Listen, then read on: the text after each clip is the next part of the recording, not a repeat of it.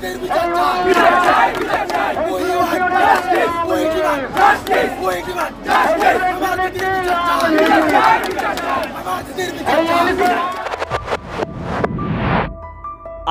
আরজিকর, অথচ ছন্ন ছাড়া বাকি সরকারি হাসপাতাল।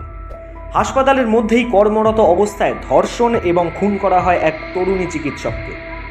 কলকাতার সরকারি হাসপাতালগুলির বেহাল নিরাপত্তা নিয়ে নানা প্রশ্ন উঠেছে তারপর থেকেই। সোমবার মাধ্যম ঘুরে দেখল আরজিকর। আটোসাটো নিরাপত্তায় যেন দুর্গের ছবি। অঢেল পুলিশে ঘিরে রাখা হয়েছে হাসপাতাল চত্বর। আন্দোলনের মুখেই এদিন বহিরাগতদের প্রবেশ রুখতে রীতিমতো রেজিস্টারে নাম লিখিয়ে আরজিকর মেডিকেল কলেজ হাসপাতালে ঢুকতে হচ্ছে। কড়া নজরদারিতে ঢুকতে হচ্ছে রোগীর পরিবার থেকে সাংবাদিক সকলকে।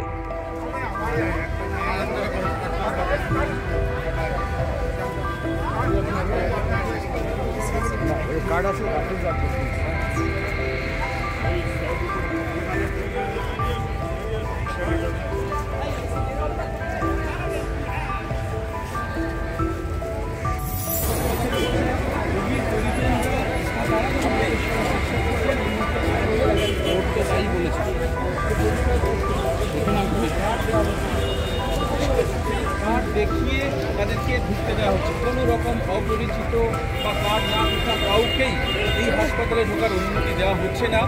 এবং একজন রোগীর বাড়ির পরিজনের সঙ্গে আপনার কেউ আছে? হ্যাঁ। কিন্তু উল্টো ছবি শহরের বাকি সরকারি হাসপাতালগুলির।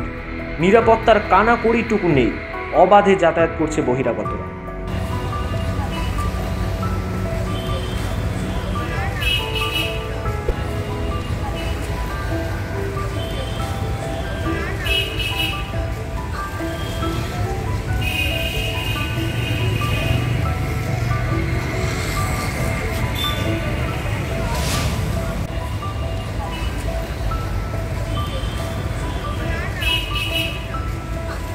কলকাতা মেডিকেল কলেজ এক কাঠি ওপরে।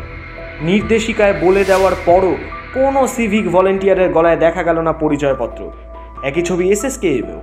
বোঝা গেল অঘটন না ঘটলে ঘুম ভাঙবে না হাসপাতাল কর্তৃপক্ষের। সরকার তো নির্দেশ দিয়েই খালাস। আরও কত প্রাণের বিনিময়ে নড়ে চড়ে বসবে প্রশাসন? প্রশ্ন খুঁজছি আমরা। ব্যুরো রিপোর্ট, মাধ্যম।